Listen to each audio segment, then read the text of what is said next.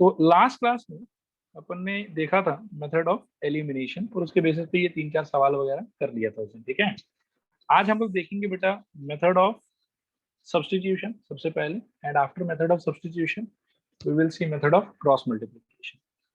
तो method of substitution में भी इनिशियली कोई कहानी बता के फायदा नहीं, डायरेक्टली चलो एक सवाल से शुरू करते हैं और इस सवाल के थ्रू ही I will try to explain you the idea कि ये सब्स्टिट्यूशन मेथड जो है वो वर्क कैसे करता है, ठीक है। तो मेथड ऑफ सब्स्टिट्यूशन बिगिन कर रहे हैं हम लोग। उसके अंदर में सबसे पहला सवाल है आप लोग के पास में ये वाला कि सॉल्व दिस पर्टिकुलर क्वेश्चन, ठीक है। अब आओ इसको सॉल्व कर। सोल्यूशन सॉल्व करने के लिए मेथड ऑफ सब्स्टिट्यूशन से सबसे पहले तो वही जो भी इक्वेशन है उसको आप एक बार रीराइट करो, वापस से लिखो दोनों इक्वेशन। लिखने के बाद में दोनों को आप मार्क कर लो, एक को आप इक्वेशन 1 मार्क कर लो और एक को आप इक्वेशन 2 मार्क कर लो। अब आपको करना है क्या है कि आप इन दोनों इक्वेशन में से पहले मन में कोई एक इक्वेशन चूज करो। बोलो किसको चूज करोगे, 1 को या 2? 2, ओके। और 2 के बाद में बेटा एक बार जब आप इक्वेशन 2 चूज कर लिए उसके अंदर अब एक वेरिएबल चूज करो, या तो x को चूज करो या फिर y को चूज करो। x y, ठीक है, मतलब y भी ले सकते हो x भी ले सकते हो, ठीक है। एक बार चलो x से सही कर देते हैं इसको, अगला क्वेश्चन में y ले लेंगे, ठीक है।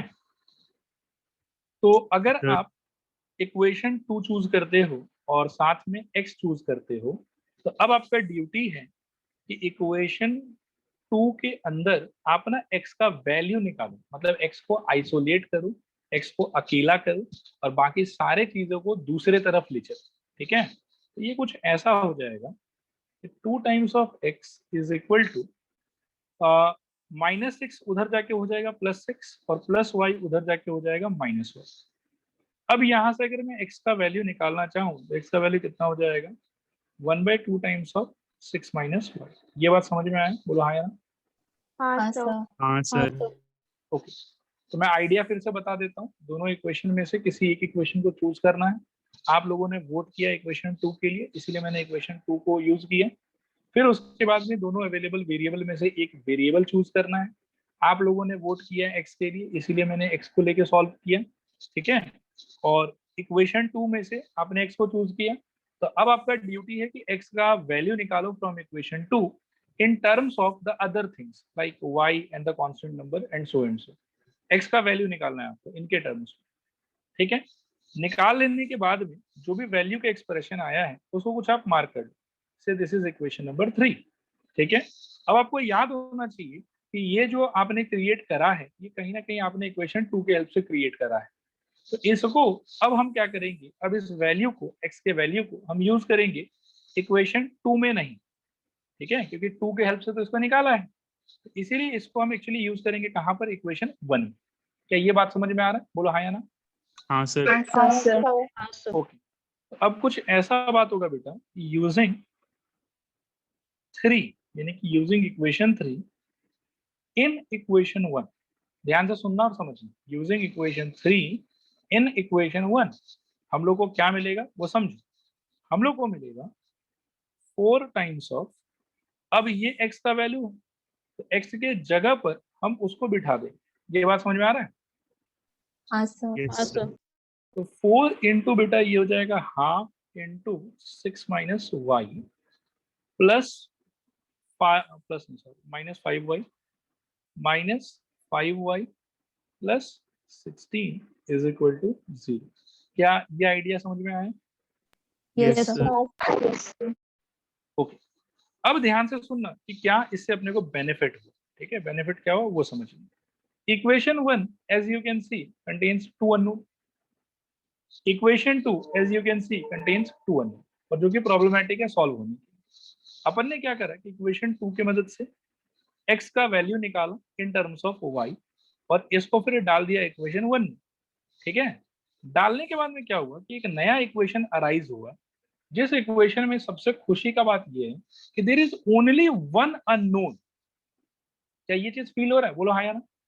हाँ सर। हाँ सर। यहाँ से बस आप थोड़ा सा दिमाग लगाओ, सॉल्व करो और जो भी अननोन यहाँ प्रेजेंट है ऑब्वियसली उसका क्या हो जाएगा, वैल्यू निकल जाएगा। क्या ये आइडिया समझ में आया? यस और नो? Yes sir. ओके, तो ये 2 ये 4 कटा, ये 2 हो गया, it will be 2 times of 6 minus y minus 5y plus 16 is equal to 0। खोल दो, it will be 12 minus 2y minus 5y plus 16 is equal to 0। It will be 28 minus 7y is equal to 0। यहाँ से बेटा 28 is equal to 7y, ठीक है ना, minus 7y है, उधर जाके पॉजिटिव हो जाएगा। तो 7 को नीचे धक्का मार दो तो y इज इक्वल टू कितना होगा, 28 डिवाइड 7, कैंसिलेशन करो तो इट इज इक्वल टू 4। तो y का वैल्यू यहाँ से अपने को मिल गया 4। अब y 4 आ गया, इसका मतलब सोल्यूशन कंप्लीट कि अभी आधा कंप्लीट हुआ, आधा ही कंप्लीट हुआ, अभी x भी निकालना है। तो x निकालने के लिए आप देखो कि अपने पास में दो ऑप्शन है, या तीन ऑप्शन है एक्चुअली। इक्वेशन 1 को भी यूज कर सकते हैं, इक्वेशन 2 को भी यूज कर सकते हैं, और इक्वेशन 3 को भी यूज कर सकते हैं। क्या ये बात समझ में आ रहा है? बोलो हाँ या ना। Yes sir. लेकिन जनरली आप देखोगे कि सबसे ज्यादा अच्छा जो है वो इक्वेशन 3 को यूज करना होता है। ठीक है, कर किसी को भी सकते हो 1 2 या 3 x निकालने के लिए, बट बेटर होता है कि हमेशा अपन 3 को यूज करें।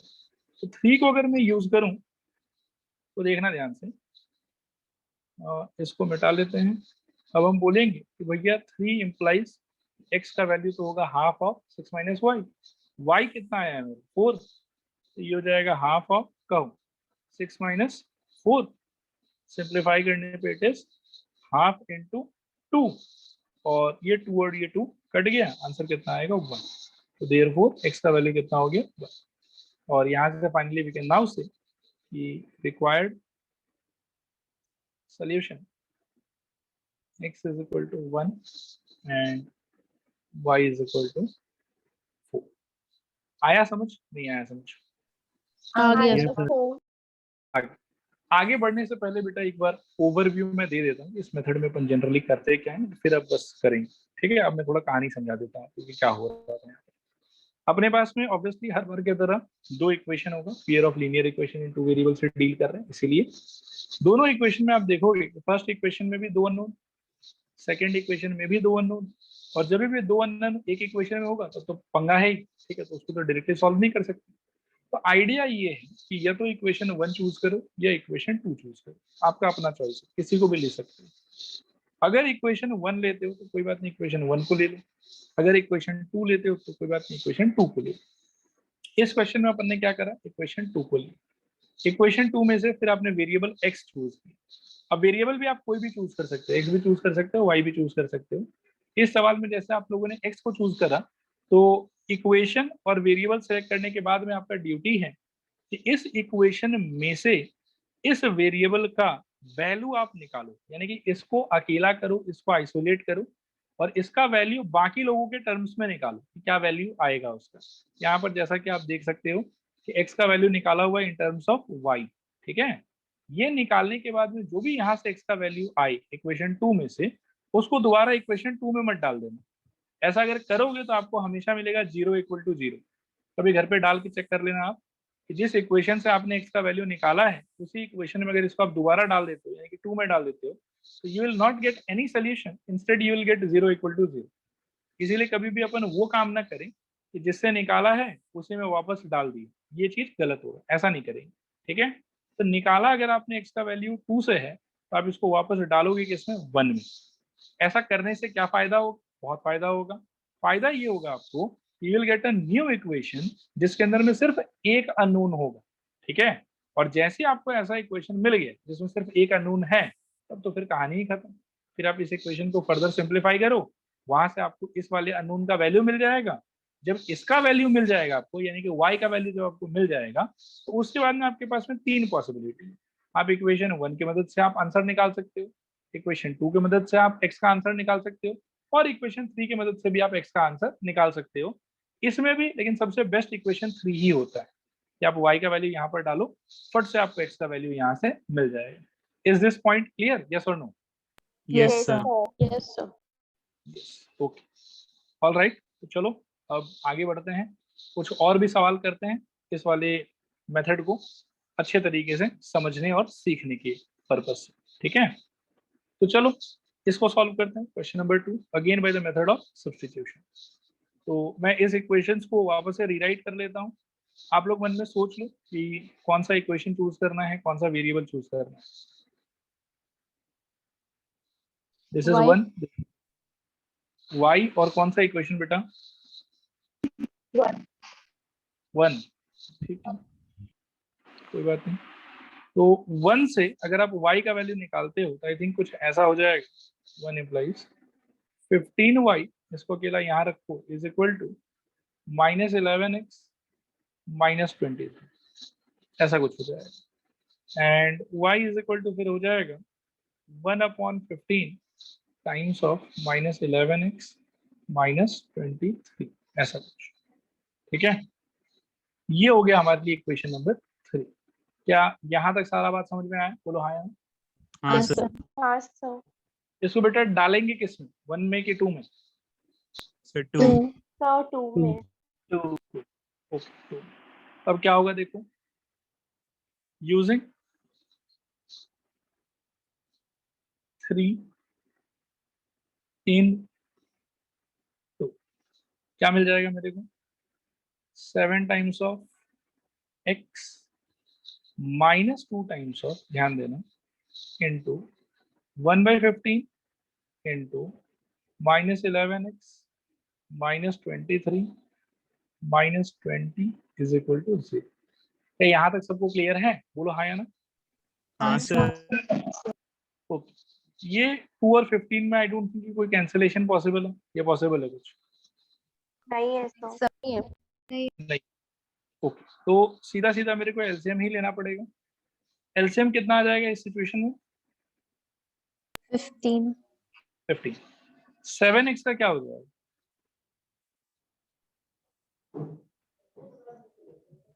105x। ये समझ में आ रहा है? हाँ सर.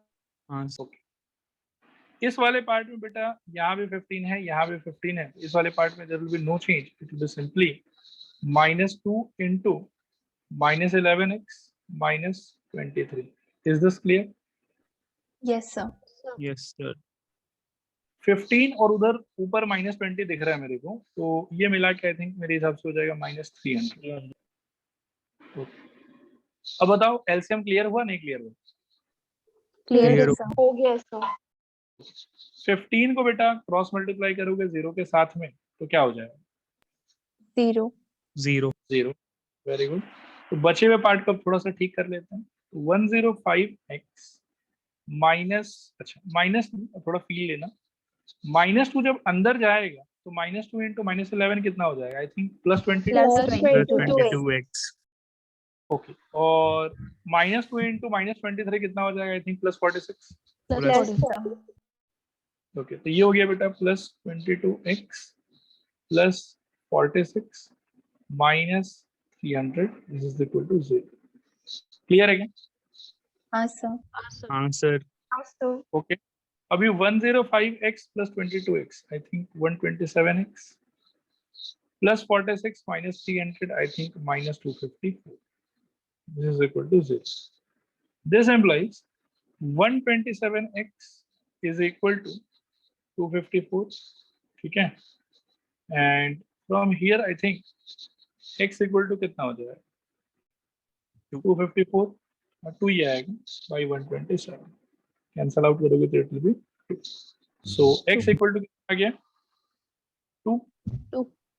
ओके, x 2 आ गया मेरे पास में। अब आप मेरे को बताओ कि y निकालने के लिए मैं कौन सा इक्वेशन यूज करूं, 1 2 या 3?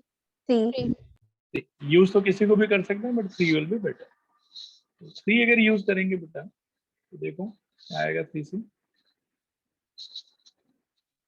3 implies, ध्यान देना, y is equal to 1/15 -11 into 2 -20। ठीक है, दिस इज इक्वल टू 1/15, यहाँ पर -22 -23। आई थिंक दोनों मिला के पर -45 हो जाएगा शायद। नीचे 15 कैंसिल करोगे तो ये कितना 3। सो y इक्वल टू कितना आ गया यहाँ से? -। तो यहाँ से बेटा क्या कह सकते हैं, रिक्वायर्ड सोल्यूशन क्या हो जाएगा हम लोग का, x equal to x is equal to 2 and y is equal to -3. Minus. आया समझ, नहीं आया समझ? आ गया आ सर। गया। आया सर। Okay. अभी चलते हैं नेक्स्ट क्वेश्चन नंबर 3 के तरफ, ठीक है। ओके, सॉल्यूशन बिगिन करो। बताओ कौन सा इक्वेशन 1 या 2 और वेरिएबल चूज करो। So x x from 2, yes sir. ठीक है। मेथड आप लोग को समझ में आ रहा है, नहीं समझ में आ रहा, बताओ एक बार। आ रहा हाँ सर। सर। और ओके, इस बार थोड़ा सा आप लोग ही अपना पार्टिसिपेशन ज्यादा दिखाओ मेरे को। 2 का x चूज कर रहे हो आप, तो बोलो 2 इंप्लाइज क्या होगा? Sir x is equal to 5y 5y positive हो 11 जाए प्लस 11, और x is equal to 1/6 times of 5y plus 11, ठीक है क्या? हाँ हाँ सर। सर। ओके, कहाँ डालोगे इसको, 1 में कि 2 में? so sir One. 1 में। 1 में अरे 1। तो ये हो गया 3, और लिख देते हैं एक statement, using 3 in 1, using 3 in 1। थोड़ा बोलो आपको क्या होना चाहिए?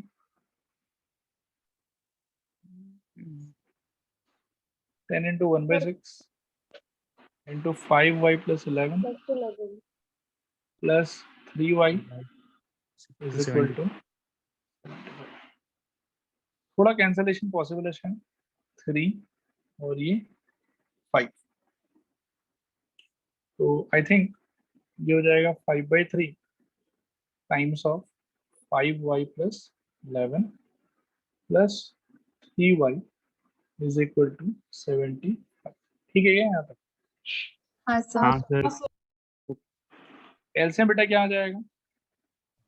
3। सर 3, और यहाँ हो जाएगा मेरे ख्याल में 5 times of 5y plus 11 plus ये हो जाएगा I think 9y is equal to 75। 75 into 3 कितना हो जाएगा?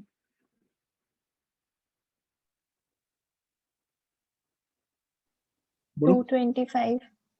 225। ओके, तो लेफ्ट साइड में अपन क्या है कि इस ब्रैकेट को खोलने का ट्राई करेंगे, ठीक है। तो क्या हो जाएगा बताओ मेरे को? 25y plus 55। Correct, plus 9y is equal to 225, सही बोल रहा हूँ क्या? हाँ सर। हाँ sir okay, 25y plus 9y बेटा कितना? I think 34y 34y। is equal to 225 minus 55 कितना? आई थिंक 170, बोलो। हाँ सर। हाँ सर y का वैल्यू कितना हो जाएगा बेटा यहाँ से? कैंसिल 5। करोगे शायद 5 आएगा। y इज इक्वल टू कितना आ गया मेरे पास में? 5। सोल्यूशन कंप्लीट या बाकी है कुछ? तो बाकी है सर। बाकी क्या बाकी है? x निकालना बाकी। x निकालना। किसी को भी कर सकते हैं use once again, but we will use equation number 3, ठीक है। इक्वेशन 3 अपने को क्या दे देगा? 3 implies x इक्वल टू 1/6, ये वाला ना, x इक्वल टू 1/6 5y, यानी कि 5 into 5 प्लस 11, तो ये हो जाएगा 1/6 times of 25 plus 11, which will be 1/6 times of 36, 6, 36, 6, this is equal to 6, so x equal to 6 हो गया। Required solution x equal to 6 और y इक्वल टू 5। आया समझ, नहीं आया समझ? आ गया सर। आ गया सर। तो required solution x equal to 6, y is equal to 5, ठीक है। एक और क्वेश्चन करते हैं, ये आखिरी, ठीक है, किस मेथड से। चलो जल्दी से चूज करो आप लोग। Sir, x of second equation. X of second किसी को भी कर सकते हैं, ये बात आप लोगों को समझ में आ रहा है ना कि कर किसी को भी सकते हैं, बताओ एक बार हाँ या ना। हाँ sir. हाँ sir. हाँ सर। तो यू ऑल आर सेइंग कि एक्स ऑफ सेकेंड इक्वेशन। बताओ थोड़ा आप लोग ही बताओ क्या होना चाहिए। So 3y minus 10. X Half half of times of 3y 3y minus. minus 10, तो ये हो गया इक्वेशन नंबर 3। ठीक है, बताओ एक बार हाँ या ना। हाँ सर। हाँ हाँ sir. सर। 2 से निकाला है इसको, तो डालो किसमें, 1 में कि 2 में। 1 में. तो 1 में 1 में। तो यूजिंग क्या 3 in 1 we get what, क्या मिलेगा। I think 3 into 1/2 times of 3y minus 10 plus 2y minus 11 is equal to 0. Simplify करो तो this will become I think 3/2 3y minus 10 plus 2y minus 11 is equal to 0. LCM लोगे तो ये हो जाएगा 2, ऊपर I think 3 times of 3y minus 10 plus बता सकते हो क्या आएगा, तो 4y 4y 4y, और माइनस क्या आएगा, -22। माइनस। minus 22। सभी विद्यार्थी सहमत है मेरी बातों से कि यही सब आएगा, हाँ या ना। हाँ हाँ सर। sir. तो, हाँ sir. अब ये जो नीचे का बेटा 2 है इसका क्या होगा, multiplied by 0। Cross multiply two 0। 0, सही। और क्रॉस मल्टीप्लाइड बाय 0 से आंसर क्या हो जाएगा, that will be 0 I think. 0। Okay, और लेफ्ट हैंड साइड में I will try to open this bracket, okay, और बाकी इसको भी फिर सिंपलीफाई करने का ट्राई करेंगे। ये कुछ ऐसा हो जाएगा I think 9y minus 30 plus 4y minus 22 is equal to 0। समझ आया क्या, बताइए एक बार हाँ या ना। हाँ सर। हाँ sir. 9y प्लस 4y कितना हो जाएगा, आई थिंक 13y, 13y और माइनस 30 माइनस 22 कितना हो जाएगा, -52, minus 52। और वो अगर उधर चला जाएगा तो क्या हो जाएगा, +52। 52. 13 को धक्का मार दो तो 52 डिवाइडेड बाय 13 कैंसिल करके कितना आ जाएगा, आई थिंक 4। समझ में आ रहा है, बताओ हाँ या ना। हाँ सर। हाँ सर। y का वैल्यू बेटा 4 आ गया। सोल्यूशन कंप्लीट की बाकी है कुछ, बाकी है सर। बाकी है सर। Sir, x का value. x का वैल्यू आओ निकाल लेते हैं। कोई दुख नहीं, कोई दिक्कत नहीं, कोई परेशानी नहीं। x का वैल्यू के लिए इक्वेशन 3 यूज करेंगे। 3 implies this। अब y का वैल्यू 4 आया हुआ है तो x इक्वल टू हो जाएगा half 3 into 4 minus 10। So this is equal to half 12 minus 10, it will be 2, cancel करके it will be 1। Therefore y required solution x equal to 1 and y is equal to 4। नहीं आया समझ, आ गया sir. Sir. Okay. तो is the idea of method of substitution clear, yes और no. Yes sir. Yes sir. कितना clear बेटा, 10%, 20%, 30%, 100%। 100। बहुत बढ़िया बेटा। अब चलते हैं अगले मेथड पे, मेथड ऑफ क्रॉस मल्टीप्लिकेशन। ठीक है, मेथड ऑफ क्रॉस मल्टीप्लिकेशन मैं बताऊंगा आपको कि क्या होता है क्या नहीं होता है। इसमें मेरा आइडिया और स्कूल के टीचर्स का आइडिया थोड़ा सा वेरी कर सकता है। हाँ, दोनों का आइडिया करेक्ट है, गलत किसी का भी नहीं है। बस इसमें थोड़ा सा सिस्टम चेंज हो जाता है। मैं एक तरीके से बताऊंगा, अगर आपकी स्कूल वाले सर कुछ अलग तरीके से बता रहे हैं तो ये मत सोचना कि मैं गलत हूँ या स्कूल वाले सर गलत है, दोनों सही हैं। ठीक है, आपको जिसका तरीका याद रहे आप उसको फॉलो अप करें।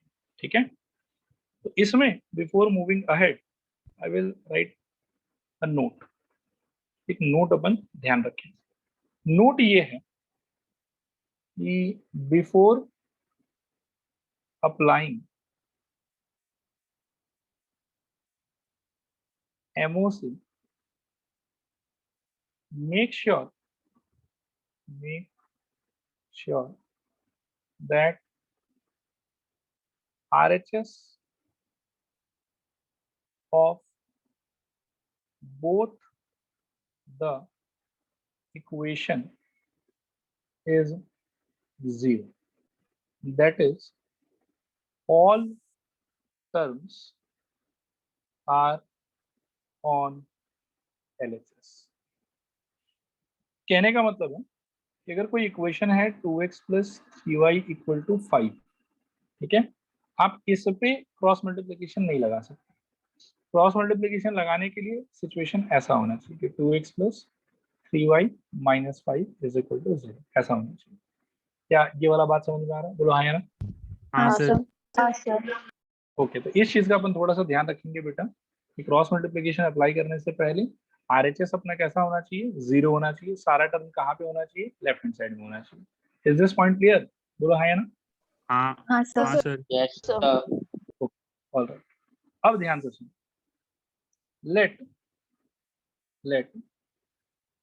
द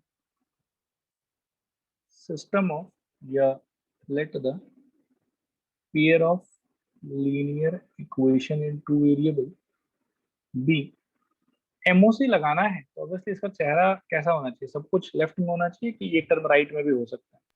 सब Sir, left में होना चाहिए सर। सब लेफ्ट। लेफ्ट। तो इक्वेशन में ऐसा एज्यूम करता हूँ कि a1x + b1y + c1 = 0। एक इक्वेशन ऐसा ले लेता हूँ, तो दूसरा आप लोग गेस कर सकते हो क्या?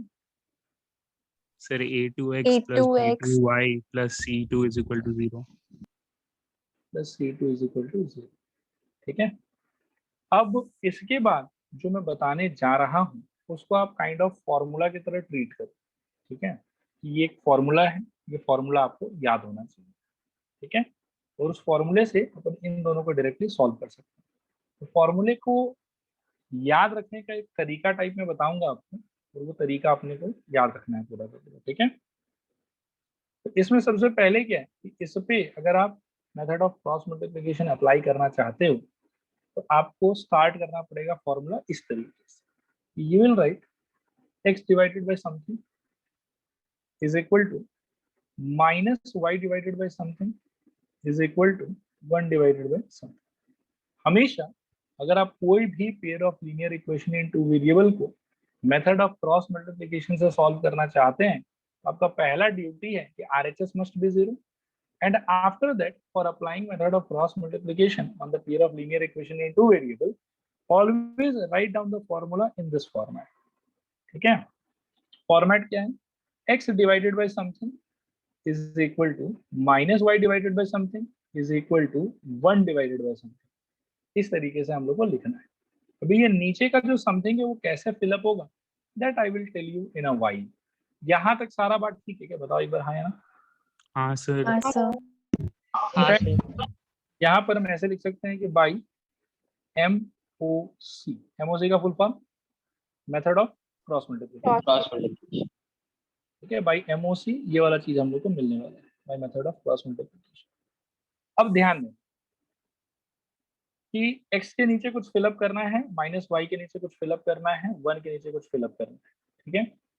इनके डिनोमिनेटर में जब भी आप फिलअप करोगे, इन तीनों के डिनोमिनेटर में याद रखना कि इनके डिनोमिनेटर में x खुद कभी नहीं आ सकता, y खुद कभी नहीं आ सकता, कोई भी पोजीशन में। x cannot come anywhere in the denominator, y cannot come anywhere in the denominator. Is the point clear? Yes or no? Yes sir. Yes, sir. Okay.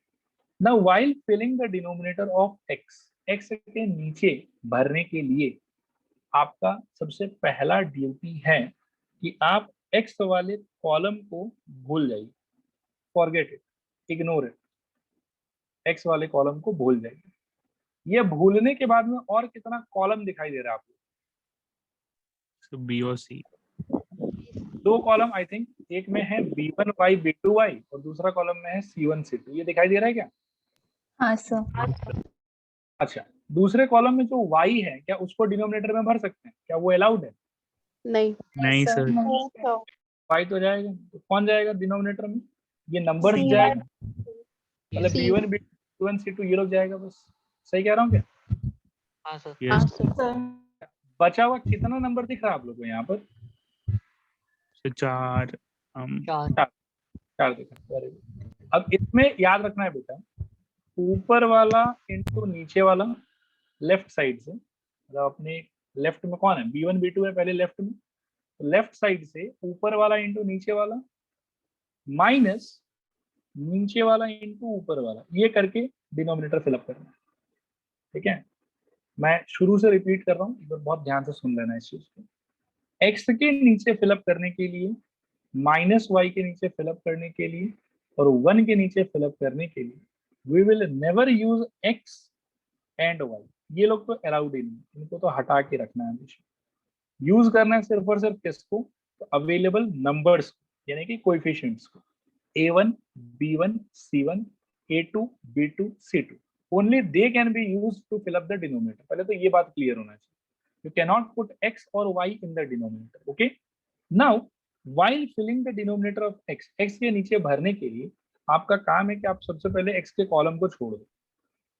ठीक है, बचे हुए 2 कॉलम में आई थिंक कि y तो अपने को लेना है, तो y को छोड़ दो। अब आपको 4 नंबर दिखाई दे रहा है, b1 b2 c1 c2 column wise. ठीक है, अब इस 4 नंबर में आपको लगाना है मेथड ऑफ क्रॉस मल्टीप्लिकेशन। कैसे लगाना है मैं बता रहा हूँ। ऐसे लगाना है आपको, तो पहले आपको करना है लेफ्ट साइड से सोचना है। यहाँ लेफ्ट में याद रखना है कि b1 b2 है लेफ्ट में, c1 c2 है राइट में। ठीक है, तो लेफ्ट से सोचना है, ऊपर वाला इंटू नीचे वाला माइनस नीचे वाला इंटू ऊपर वाला। फील आया? नहीं फील आया? रिस्पॉन्ड करो एक बार। आया सर। आया सर। आ गया। कैन यू गेस बेटा कि x के नीचे क्या फिलअप करना है? तो b1 c2 C2 minus B2 C1। Minus. Clear है सबको? यस और no? Yes sir. Yes, sir। एक बार फिर से बताइए। अच्छा, यहाँ तक यस सर। क्लियर है सबको? सब कुछ बताओ एक बार, है ना? हाँ सर। वापस से अब माइनस वाई का सुनो।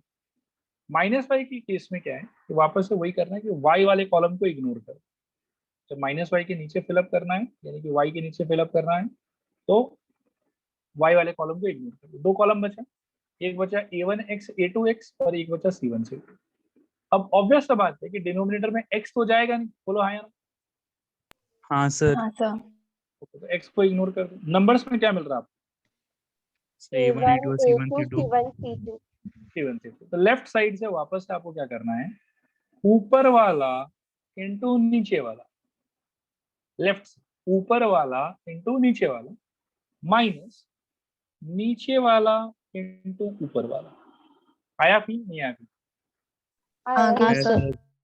आगे बताओ मेरे को क्या लिखेंगे? Sir a1 A1 c2 C2 minus minus a2 A2 c1 C1। A2 C2। जय आया समझ बेटा? हाँ सर। ओके, एक्स भी ऐसे ही था बेटा। ठीक है, ठीक है सर। ओके। नेक्स्ट, जब हम लोग को ये कांस्टेंट 1 वाला फिलअप करना है, जब हम लोग को कांस्टेंट 1 वाला फिलअप करना है, इस टाइम पे अपन क्या करेंगे? देखो, इस टाइम पे अपन ये जो कांस्टेंट वाला कॉलम है ना c1 c2 वाला, इसको इग्नोर कर दें। ठीक है, इसको इग्नोर कर दें। 1 के नीचे फिलअप करने के लिए कांस्टेंट वाले कॉलम को इग्नोर करो। इग्नोर करने के बाद में आपके पास में 2 कॉलम बचा, क्या क्या? a1x a2x b1y b2y। Clear है यहाँ तक? बोलो हाँ या ना? हाँ सर। हाँ सर। 1 के डिनोमिनेटर को फिलअप करते समय can we use x and y, या उनको यूज ही नहीं कर सकते? No sir. नो सर, नहीं कर सकते। नहीं कर सकते। तो x छोड़ दो, y छोड़ दो। अब क्या नंबर्स बचा बेटा? तो sir A1 a1 a2 b1 b2 वापस से वही पुराना लॉजिक कि लेफ्ट के तरफ से ऊपर वाला इंटू नीचे वाला माइनस नीचे वाला इंटू ऊपर वाला, ऊपर वाला इंटू नीचे वाला माइनस नीचे वाला इंटू ऊपर। Clear? Not clear? Clear Clear, sir. Clear. तो 1 के नीचे बेटा क्या फिल करें बताओ जरा? A1 A1 B2 B2 A1 minus B2 minus A2 A2 B1. B1. सबको आया समझ कि नहीं आया समझ, बोलो। आ गया आ सर। गया आया सर। सर, आया सर। इसके बाद बेटा कुछ नहीं करना, इसके बाद में सिंपली आपको फर्स्ट रेशियो और थर्ड रेशियो कंपेयर करना है और सेकंड रेशियो और थर्ड रेशियो कंपेयर करना है, और इनको कंपेयर करके आपको बस आंसर निकालना है। कैसे निकालना है वो मैं क्वेश्चन के थ्रू दिखा दूंगा आपको, ठीक है। बस ये याद रखना। इसके बाद सिंस ये तीनों रेशियो इक्वल है एक दूसरे से, तो अपने को ऐसे लिखना है कि फर्स्ट वाला ratio will be equal to third वाला रेशियो, ये हम लोग को एक पार्ट में लिखना है, और दूसरे पार्ट में हम लोग को लिखना है कि सेकेंड वाला ratio will be equal to third वाला रेशियो। और वहां से फिर अभी जब क्वेश्चन अपन करेंगे तो मैं आपको दिखाऊंगा कि कैसे हम लोग आंसर निकाल सकते हैं। समझ आया नहीं समझ में आया बताओ एक बार। आ आ गया गया सर। सर। आ गया सर। बस ये कि फॉर्मूला लगा देने के बाद, अपने को first with third and second with third ये कंपैरिजन करना है, और इस कंपैरिजन से आंसर आ जाता है। कैसे आता है वो जब भी क्वेश्चन करेंगे तो क्लियर हो जाएगा, ठीक है। मैं एक बार और पूछता हूँ, क्रॉस मल्टीप्लिकेशन लगाने के लिए सबसे इंपॉर्टेंट चीज क्या है कि RHS मस्ट बी 0। समझ में आता है नहीं समझ में आता है? आता है आ सर। आते हैं सर। आता है। फॉर्मूला का जो न्यूमरेटर है वो पहले क्लियर होना चाहिए। मेरा तरीका है कि x फिर -y और फिर 1। स्कूल में हो सकता है कि आपके लिखाया हुआ हो x फिर यहाँ पर y और यहाँ पर 1, ऐसा हो सकता है।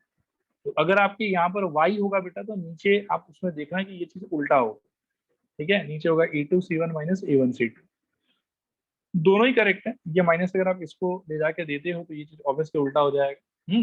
तो दोनों करेक्ट है, आपको जो याद रहे आप उसको करना। फिर इसके डिनोमिनेटर को फिलअप करने का तरीका भी मैंने बहुत आराम से बताया।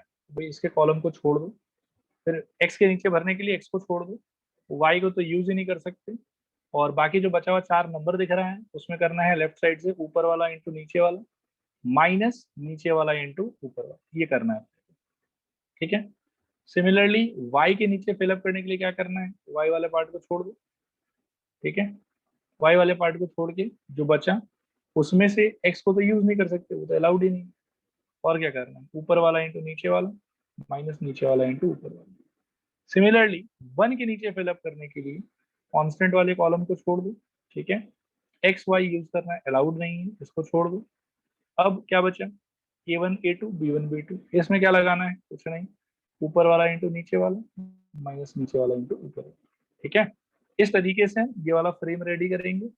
इस फ्रेम के बाद यहाँ पर हम देख सकते हैं कि there are 3 ratios equal to one another, ठीक है। उसमें मेरे को करना है first ratio equal to third ratio and second ratio equal to third ratio. ये करने के बाद में आंसर ऑटोमेटिकली आ जाता है। कैसे आता है ये क्वेश्चन के थ्रू देख लेंगे। क्या ये पूरा प्रोसीजर क्लियर है, यस और no? Yes sir. Yes yes sir. Sir. एक Yes, sir. सवाल कर और बाकी फिर अगले क्लास में देखेंगे। इसमें भी इनिशियली वही होता है कि जो भी इक्वेशन आपको दिया गया है उसको आप कॉपी करें, ठीक है। तो कॉपी करने के बाद ही फर्दर हम सोल्यूशन को करेंगे। अच्छा, तो इक्वेशन ये है। इक्वेशन को ठीक करने का जरूरत है, ये इक्वेशन ऑलरेडी ठीक फॉर्म में प्रेजेंट है, सर ठीक है। ठीक फॉर्म में है। ठीक फॉर्म में। और ठीक से बेटा क्या मतलब है, sir Sir, right hand side में negative. 0 है। राइट हैंड साइड में 0 है, परफेक्ट। तो अपन बिगिन करेंगे कैसे, ऐसे बाई एमओस मेथड ऑफ क्रॉस मल्टीप्लिकेशन, ठीक है। बताओ मेरे को न्यूमरेटर क्या होना चाहिए, x x माइनस y और 1। -5 और 1. माइनस वाई और 1। आई बिलीव कि सबको समझ में आ रहा है, यस और no? Yes, sir. Yes sir. अब बेटा x के नीचे फिलअप करने के लिए क्या करोगे, x वाले कॉलम को छोड़ दोगे, बोलो। हाँ sir. Yes, sir. y use करना अलाउड नहीं है। अब नंबर्स क्या बचे, -5, उसके नीचे +1, बगल में 16 और उसके नीचे -6। ये समझ में आ रहा है, यस और no? Yes, yes sir. Sir. और इस पे अप्लाई क्या करना है, क्रॉस मल्टीप्लिकेशन। कैसे, ऊपर वाला इंटू नीचे वाला माइनस नीचे वाला इंटू ऊपर वाला। आया समझ, नहीं आया समझ? आगे आ गया सर। आ गया। तो x के नीचे फिलअप करके बताओ तो बेटा क्या होना चाहिए। 30 minus 6. 30 minus 16. नहीं, मेरे को एक बार वैल्यू नहीं चाहिए, वैल्यू मेरे को एक बार, मेरे को बस नंबर्स बताओ एक बार आप। -5 into -6 So minus 1 into 16। Is this okay for everyone?